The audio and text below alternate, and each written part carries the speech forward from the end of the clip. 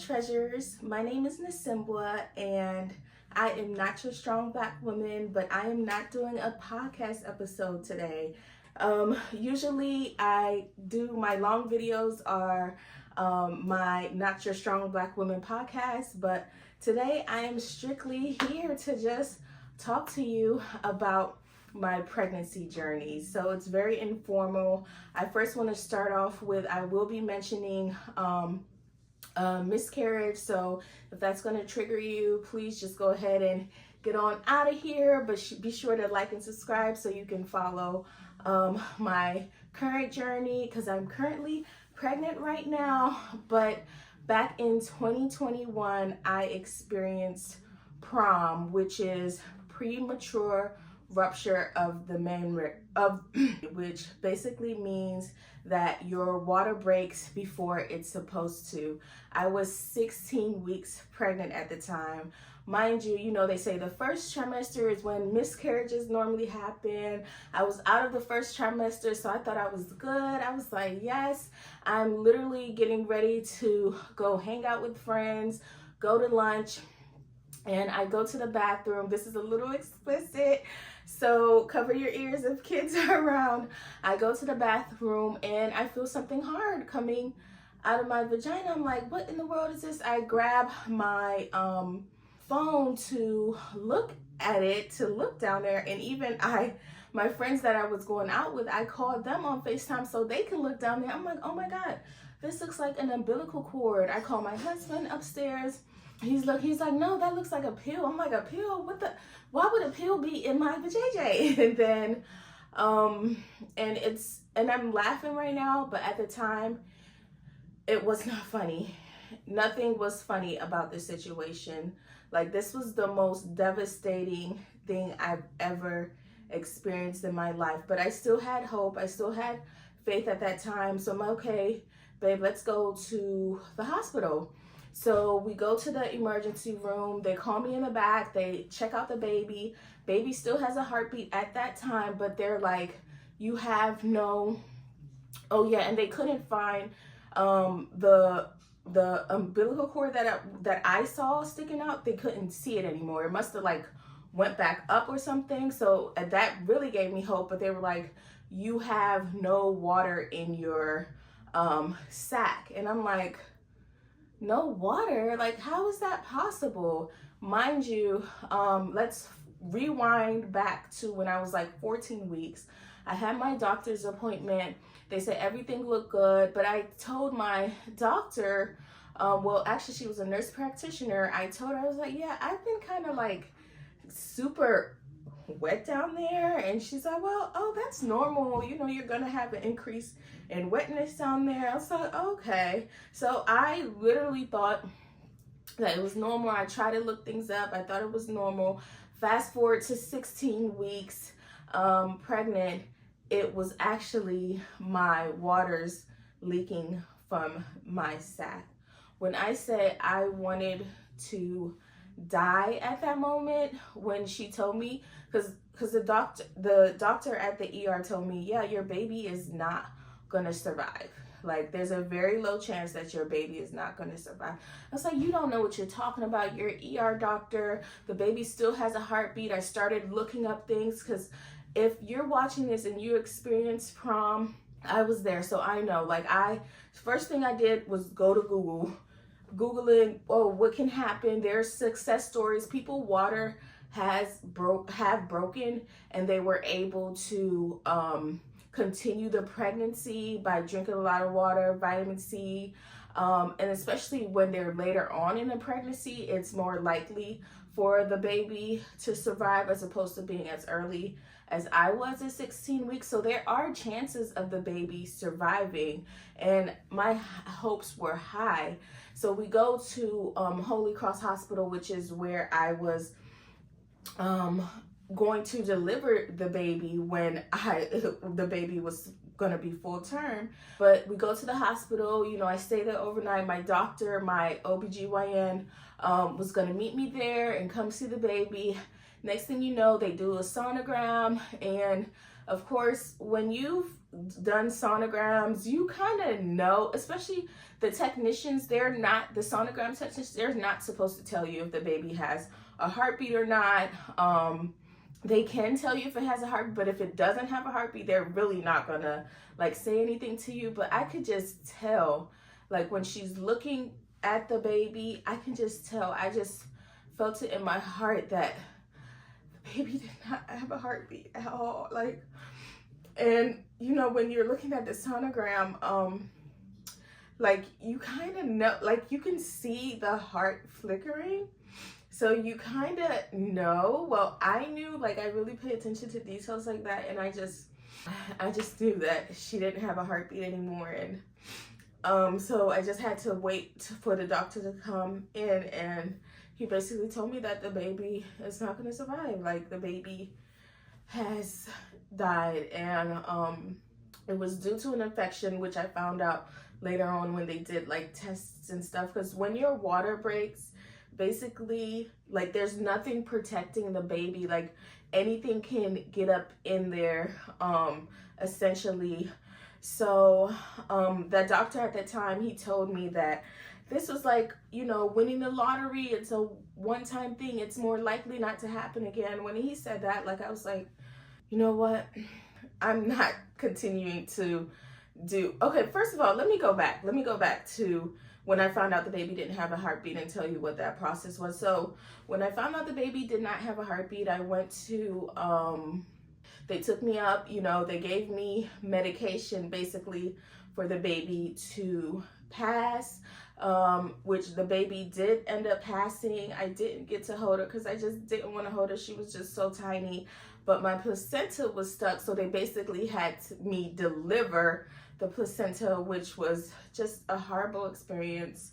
And you know, there was a nurse there, and if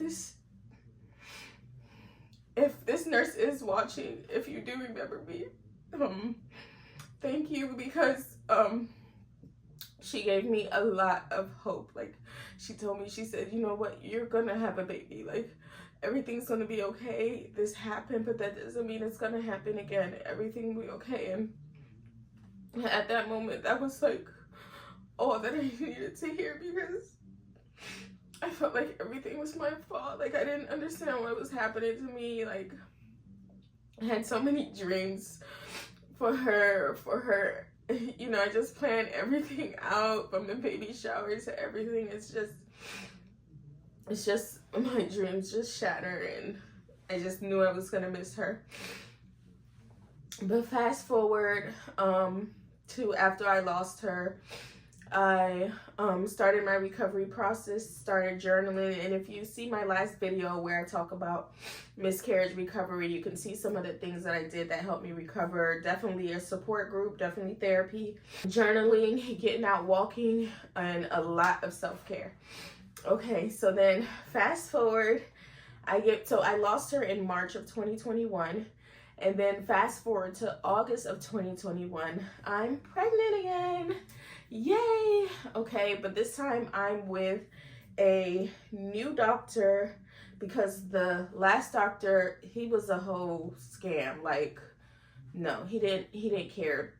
Bedside manner was just not good.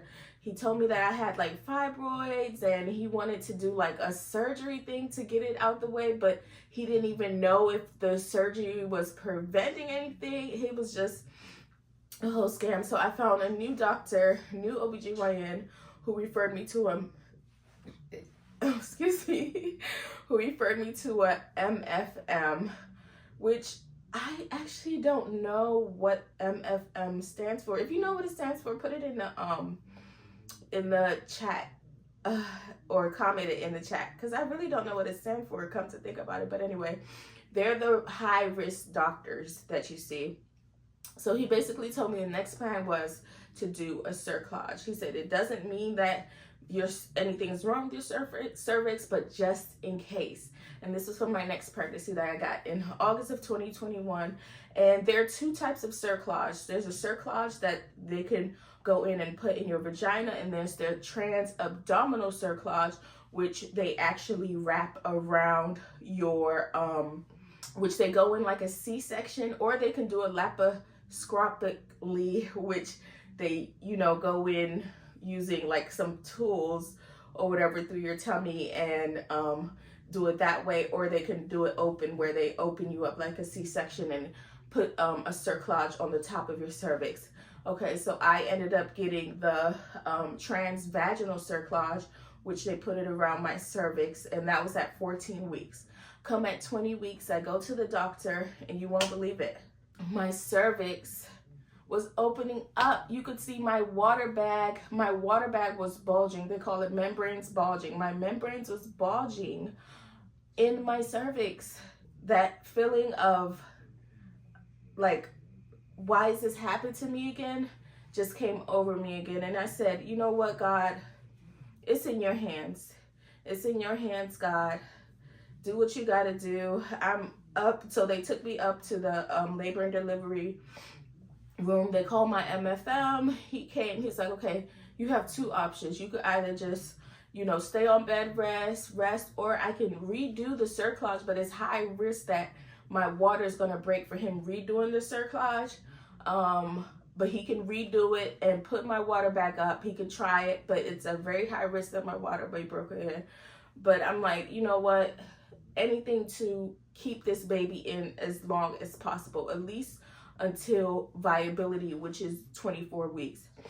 So he goes in, I do the surgery, and he was able to put my water back up, and he took out the cerclage that was there and redid the cerclage.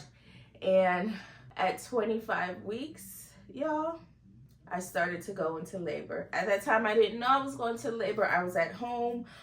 First, let me say that my mucus plug came out. Like, I knew it was my mucus plug because it's really thick and white. Like, you can't, there's no way you can not know what a mucus plug is, for those of you who are pregnant. Maybe if you've never been pregnant, maybe you don't know, but I just knew. Like, I watch a lot of like Grey's Anatomy and stuff like that, so I just knew it was like a mucus plug. But anyway, this is 25 weeks. I'm like, God, I'm gonna lose this baby. What am I gonna do, Lord? And then again, I just said, God, it's in your hands. You know, let your will be done. That's all I kept saying. Let your will be done.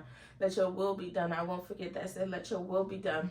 We go to the hospital. I'm in labor. The baby is 1 pound, 9 ounces. But mind you, I am like trying to calm myself, try to calm, because I was in so much pain. I got there. They was like, yeah, you are having contractions right now, and we're gonna do everything to stop it.